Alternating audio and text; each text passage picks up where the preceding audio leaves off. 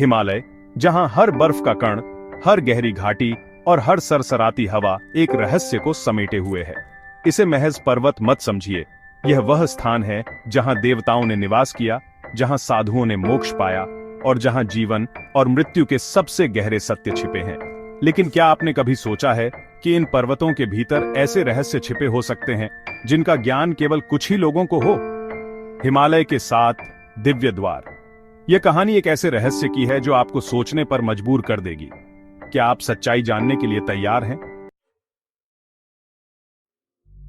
किंवदंतियों और प्राचीन ग्रंथों में इन 7 द्वारों का वर्णन एक रहस्यमय तरीके से किया गया है। ये साधारण गुफाएं नहीं, बल्कि ऐसी जगहें हैं जहां जाने वाले का हर कदम पर परीक्षण होता है। लेकिन रुकिए, इससे भी दिलचस्प बात यह है कि इन द्वारों के रक्षक कोई और नहीं, बल्कि 7 अमर आत्माएं हैं।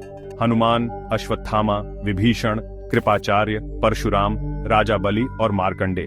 इनका उद्देश्य है इन दिव्य स्थानों की शक्ति को गलत हाथों से बचाना। और अब कहानी शुरू होती है आदित्य से, एक साधक की अद्भुत यात्रा। आदित्य एक युवा इतिहासकार और पुरातत्व विशेषज्ञ, हमेशा से प्राचीन ग्रंथों और उनके रहस्यों को उजागर करने में रुचि रखता था। एक दिन उसे एक गुप्त ग्रंथ मिला, जिसे गुप्त शास्त्र कहा जाता था। उसमें हिमालय के 7 द्वारों और उनकी कुंजियों का वर्णन था। लेकिन यहाँ मजेदार बात यह थी कि इन कुंजियों तक केवल वे ही पहुंच सकते थे जिनके भीतर त्याग और सत्य का भाव हो। आदित्य को जैसे अपनी पूरी जिंदगी का मकसद मिल गया, लेकिन वह नहीं जानता था कि इस सफर में उसका सामना केवल पहाड़ों और खतरनाक तूफानों से नहीं, बल्कि खुद से भी होने वाला है। जैसे जैसे वह हिमालय के पहले द्वार की ओर बढ़ा, काशीपुर नामक गांव में पहुंचा। लेकिन वहां के लोग बाहरी व्यक्तियों को पसंद नहीं करते थे। ये देवताओं की भूमि है और यहाँ का कोई हस्तक्षेप प्रलय ला सकता है, एक बुजुर्ग ने कहा। अब आप यहाँ ठहर कर सोचिए, क्या आप ऐसी चेतावनी के बाद आगे बढ़ पाते? लेकिन आदित्य ने हार नहीं मानी। पहला द्वार, आत्मा का दर्पण। मंदिर के खंडहरों में छिपे संकेतों ने उसे पहले द्वार तक पहुंचाया। इस द्वार का रक्षक था अश्वत्थामा। क्या तुम अपने भीतर के अंधकार का सामना करने को तैयार हो? अश्वत्थामा ने पूछा। आदित्य का जवाब था, हाँ। द्वार के पास एक आत्मा दर्पण प्रकट हुआ। इस दर्पण में आदित्य ने अपने जीवन की हर असफलता, हर भय, हर गलती देखी। वह कांप गया, लेकिन उसने यह भी देखा कि वह त्याग और अच्छाई का प्रतीक भी था। जब उसने खुद को स्वीकार किया, द्वार खुला। उसके भीतर ब्रह्मांड के सृजन का रहस्य लिखा था। ब्रह्मांड केवल शून्य से नहीं बना, बल्कि यह देवताओं की ऊर्जा और तत्वों की सामूहिक शक्ति का परिणाम है।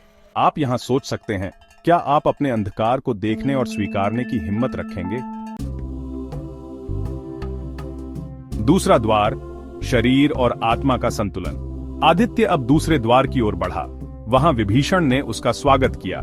इस द्वार तक पहुंचने के लिए उसे एक रहस्यमय तालाब में डुबकी लगानी थी। जो इस तालाब के सत्य को सहन नहीं कर पाते, वे यहीं खत्म हो जाते हैं, विभीषण ने चेतावनी दी। तालाब के भीतर आदित्य ने महसूस किया कि शरीर केवल आत्मा का साधन है। उसने अपने भीतर की बाधाओं को टूटते हुए देखा। जब वह बाहर निकला तो उसे जीवन और मृत्यु के चक्र का रहस्य दिखा। तीसरा द्वार, मृत्यु का सत्य। तीसरा द्वार कृपाचार्य द्वारा संरक्षित था। इस द्वार के अंदर आदित्य ने अपनी मृत्यु का अनुभव किया। उसने खुद को मरते हुए देखा, लेकिन साथ ही समझा कि मृत्यु केवल एक परिवर्तन है। मृत्यु सत्य है, लेकिन उससे परे का सत्य और भी महान है, गुफा की दीवारों पर लिखा था। यह अनुभव उसे आत्मा की मुक्ति की ओर एक कदम और करीब ले गया।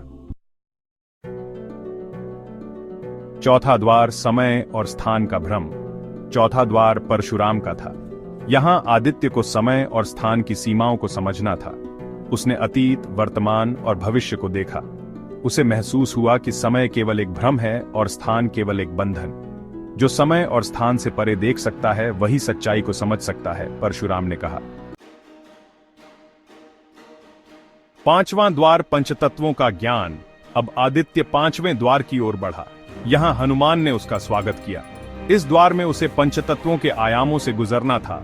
हवा, जल, अग्नि, पृथ्वी और आकाश।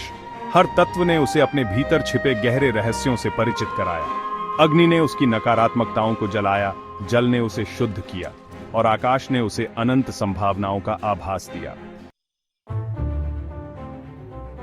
छठा द्वार देवताओं और असुरों का संघर्ष। छठे द्वार के रक्षक थे राजा बलि।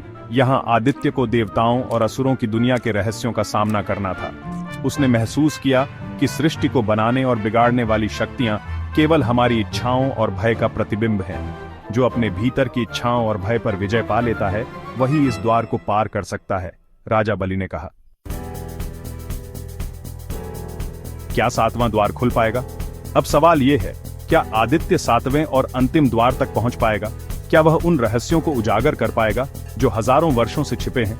क्या वह उन शक्तियों को समझ पाएगा जो इस ब्रह्मांड को संचालित करती है?